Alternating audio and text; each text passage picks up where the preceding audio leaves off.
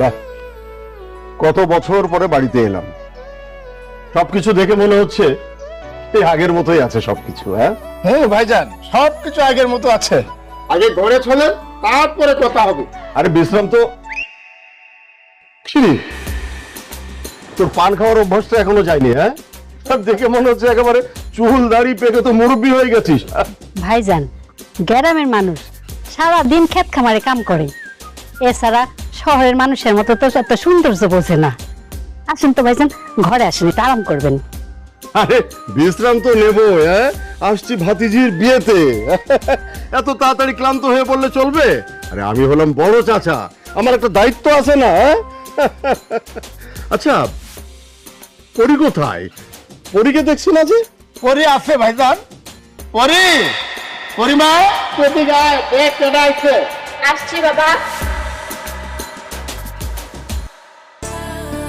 মা কেডা এসে? তোর বড় চাচাই, যা সালাম কর। আরে ওই যে হ্যাঁ। আসসালামু আলাইকুম চাচা। ওয়ালাইকুম আসসালাম, মাশাআল্লাহ, অনেক বড় হয়ে গেছে। কেমন আছিস রে মা? আলহামদুলিল্লাহ চাচা, ভালো আছি। আপনি কেমন আছেন? হ্যাঁ আমি ভালো আছি, কিন্তু কি ব্যাপার, পরির হাতে মুরগি কেন? ভাই সাহেব, আপনারা আইবেন দেখে পরিমাই মুরগিটা ধরছে, রাইন্দে আপনাকে সবাই খাওয়াইবো। জানেন চাচা, এই দুষ্ট মুরগিটার কত বড় সাহস! সারাদিন আমগো উঠানের ধান খায়, কিন্তু মিনাগো বাড়িতে ঘুরা বেড়ায়। আজকে এটারে ধরছি, সুন্দর করে রান্না করে সবাই মিলে মজা করে খামু। রান্না করে খাওয়াবে? হ্যাঁ আচ্ছা ভাইজান, এত বছর পরে বাড়িতে আসছেন, আমার আদরে বাতিনা কোথায়? এই যে চাচা, আমি আসছি।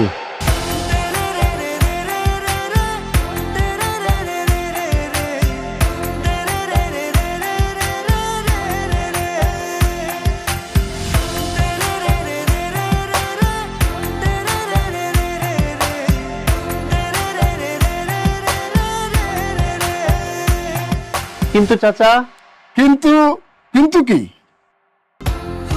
আমার মালা কোথায়? মালা? কেন চাচা, আপনি ভুলে গেছেন বাসায় নতুন অতিথি আসলে তাকে মালা দিয়ে বরণ করতে হয়? চল, ওর পাগলামের কথা বাদ দে। চলো। মা, এটা কি আমগো রাজু ভাই? হ্যাঁ রে মা, এইটাই আমার বড় রাজু। দেখতে তো সুন্দর, কিন্তু বলদ বলদ লাগতাছে। কি, তুমি আমাকে বলদ বলছো? এই মেয়ে, তুমি জানো আমি কে?